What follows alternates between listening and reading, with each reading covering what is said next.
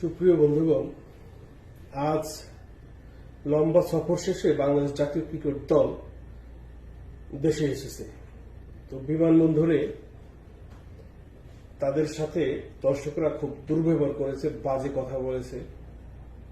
এ নিয়ে মিডিয়া তোলপাড়, অনেকে অনেক কথা বলতেছে। ক্রিকেট বোদ্ধারা মূলত শুধু তাদের দৌড় দেওয়া উচিত হয়নি, তাদেরকে ডিম মারা উচিত ছিল। তারা যে ক্রিকেট খেলে দেশে এসেছে তাদেরকে পচা ডিম মারা উচিত ছিল। তাদের মতো বাজে ক্রিকেট পৃথিবীর অন্য কোনো দেশ খেলে না। ওদের চেয়ে পাড়ার ক্রিকেটাররাও ভালো খেলে দেশের। বাংলাদেশের মানুষ, ক্রিকেট প্রেমী মানুষ এত অধীর আগ্রহে তাদের খেলা দেখে, আর তাদের দায়িত্বজ্ঞানহীন ব্যাটিং, বোলিং, ফিল্ডিং দেখে বাংলাদেশের মানুষ বারবার হতাশ হয়। আজ দীর্ঘ এত বছর যাবৎ ক্রিকেট খেলে, অথচ তাদের ব্যাটিং দেখলে মনে হয় তারা নতুন ক্রিকেট দল, নতুন ক্রিকেট খেলতেছে। কারো কোনো দায়িত্ব জ্ঞান নাই, কারো কোনো দায়বদ্ধতা নাই। শুধু শুধু লক্ষ লক্ষ টাকা এদের বেতন দেওয়া হয় সরকার থেকে। আমি তো সরকারের নিকট দাবি জানাবো, তাদের সবার বেতন না দেওয়া হোক আগামী 5 মাস।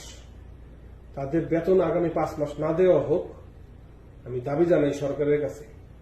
তাদের মতো বাজে ক্রিকেট পৃথিবীর অন্য কোন দেশ খেলে না, অথচ তাদের ক্রিকেটের খেলার বয়স বহু বছর। ওদের চেয়ে নেপাল, বারমুডা, পাপুয়া নিউগিনি ভালো। এদের সাথে পাপুয়া নিউগিনি, বারমুডা, উগান্ডা এই সমস্ত দলের সিরিজ দেওয়া উচিত। এদের যোগ্যতা নাই বড় বড় দলের সাথে খেলার। ভবিষ্যতে এদেরকে ক্রিকেট থেকে নিষিদ্ধ করা উচিত। আমি মনে করি বাংলাদেশের ক্রিকেটের যে অবস্থা, ক্রিকেট না খেলাই উচিত। শুধু শুধু লক্ষ লক্ষ টাকা দেশে নষ্ট করে এদের পিছনে কোনো প্রয়োজনই নেই। এদের জন্য বাংলাদেশের ক্রিকেট প্রেমী মানুষের হার্টবিট বেড়ে যায়, অস্থিরতা কাজ করে, মানুষ কাজ কাম সব ফেলে রেখে তাদের খেলা দেখে, অথচ হতাশ হয় বারবার। এদেরকে এয়ারপোর্টে বাজে ব্যবহার করেছে, এটা খুব ভালো কাজ করেছে, খুব ভালো করেছে। তাদেরকে পচা ডিম মারা উচিত ছিল। যে সমস্ত ভাইয়েরা তাদের সাথে খারাপ ব্যবহার করছে তাদেরকে সাধুবাদ জানাই। আমার পক্ষ থেকে তাদেরকে অনেক ধন্যবাদ। তাদের সাথে এমনটাই করা উচিত। তাদের যোগ্যতা নাই মানুষের ভালোবাসা পাওয়ার।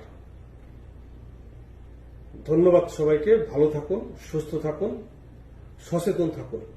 আল্লাহ হাফেজ।